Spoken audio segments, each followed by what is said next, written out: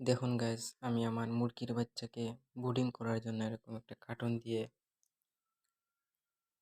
ব্রুডিংয়ের জন্য বানিয়েছি।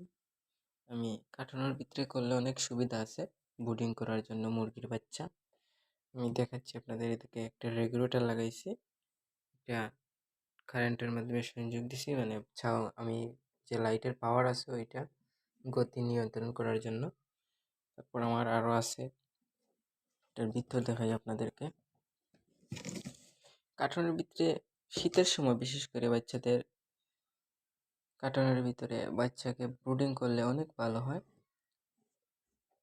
আর বাচ্চাকে বাঁচানোর জন্য ব্রুডিংটাই হচ্ছে সবচেয়ে মেইন জিনিস। ব্রুডিংটা প্রথম 1 সপ্তাহ আমরা যদি নিয়মিত করতে পারি, শীতের সময় 10 দিন করলে হয় ভালো হয়। এই দেখেন ভিতরে কি সিস্টেম দিয়েছি আমি, এটা আমি নিজের হাত দিয়ে বানিয়েছি। এটা জন্য আমি একটা রেগুলেটর রেখেছি তাপ নিয়ন্ত্রণে রাখার জন্য। আমি সাউন্ড ভলিউম বাড়াতেও পারবো, কমাতেও পারবো।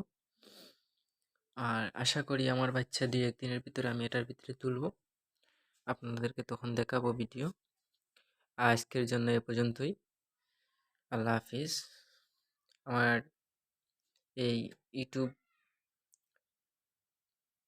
প্রথম ভিডিও, আপনারা সবাই দোয়া করবেন যাতে আমি আর এগিয়ে যেতে পারি।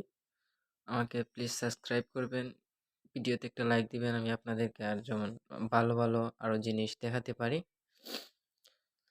আসসালামু আলাইকুম।